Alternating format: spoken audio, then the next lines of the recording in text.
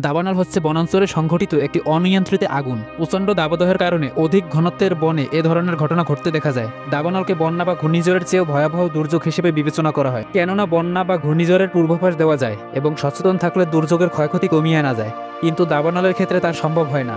দাবানলের শুরুটা শুষ্ক বনভূমি বা ঝোপঝাড়ে পরিপূর্ণ এলাকা থেকেই বেশি হয়। যখন কোনো আগুনের উৎস প্রচণ্ড তাপমাত্রায় এবং যথেষ্ট পরিমাণে অক্সিজেনের উপস্থিতিতে দাহ্য পদার্থের সংস্পর্শে আসে, তখন দাবানলের সূত্রপাত ঘটে। সাধারণত শুষ্ক বনভূমির উপর বজ্রপাত হলে আগ্নেয়গিরি থেকে নির্গত লাভা বা বিভিন্ন পদার্থের জ্বলন্ত টুকরো থেকে সৃষ্টি হয় আগুনের ফুলকি। আগুনের এই ফুলকি ক্রমেই উপরের দিকে উঠতে থাকে আর পোড়াতে থাকে বন। এগুলো হলো দাবানলের প্রাকৃতিক কারণ। তবে সাম্প্রতিককালে মানবসৃষ্ট কারণেই দাবানল বেশি ঘটে থাকে।